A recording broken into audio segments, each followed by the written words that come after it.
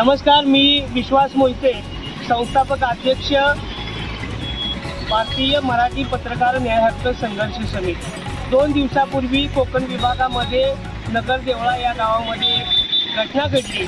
या घटनेमध्ये ग्रामपंचायत सदस्याने पत्रकारांना बदनाम करणारी एक पोस्ट सोशल मीडियावरती व्हायरल केली। या संदर्भाने आमचे पत्रकार मित्र जावेद शहा यांनी या संदर्भात विचारणा केली असता त्यांना धमकावण्याचा प्रयत्न, त्यांना जीवे मारण्याची धमकी देण्यात आली।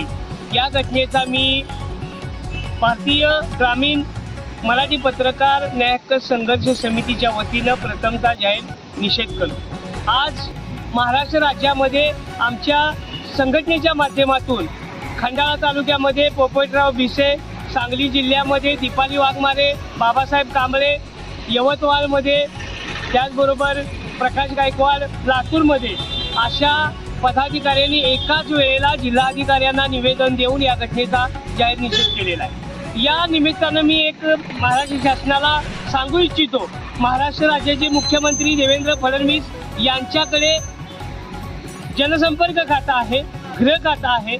असं असताना महाराष्ट्राचे लाडके मुख्यमंत्री म्हणून स्वतःची पाठ थोपाटून घेताना मुख्यमंत्र्यांनी पत्रकारांच्या संरक्षणाकडे लक्ष दिलं पाहिजे। परंतु महाराष्ट्र राज्याचे मुख्यमंत्री तथा गृहमंत्री या पत्रकारांच्या सुरक्षेकडे, त्यांच्या संरक्षणाकडे कानाडोळा करताना दिसत आहे। याचं ज्वलंत उदाहरण म्हणजे कोकणामध्ये नुकतीच पत्रकाराला दिलेली धमकी।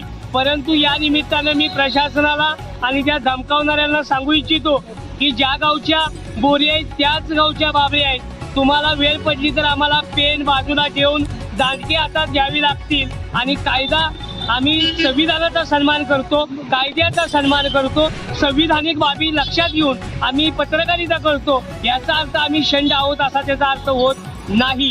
वेळ प्रसंगी आम्हाला पेन बाजूला ठेवून दांडकी घेऊन रस्त्यावर उतरावं लागेल। त्याला हे संबंधित लोकशाही दडवून ठेवून हुकुमशाही करण्याचा प्रयत्न करणारे ह्या गावगुंडांना आणि लोकशाहीमध्ये संविधानाचा अवमान करणाऱ्या ह्या लोकप्रतिनिधींना मी या निमित्तानं सांगू इच्छितो, वेळ प्रसंगी आम्हाला रस्त्यावर उतरावं लागेल। आपण बाबासाहेबांच्या संविधानानं देश, राज्य, जिल्हा, विभाग चालवता आहात।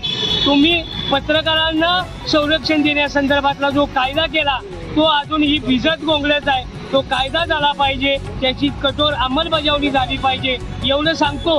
यानंतर अशा घटना घडल्यास मी संस्थापक अध्यक्ष या नात्यानं महाराष्ट्रभर आंदोलन मला करावं लागेल। माझ्या पत्रकार बांधव भगिनींना एक आवाहन करेन की प्रत्येक विभागामध्ये, प्रत्येक जिल्ह्यामध्ये, प्रत्येक तालुक्यामध्ये आपण अन्याय सहन करायचा नाही। होणाऱ्या अन्यायाच्या बाबतीत त्या वेळेला आपण लेखणी आणि वेळ प्रसंगी संविधानिक लढा दिला पाहिजे एवढं सांगतो आणि थांबतो। जय भीम, जय भारत, जय संविधान।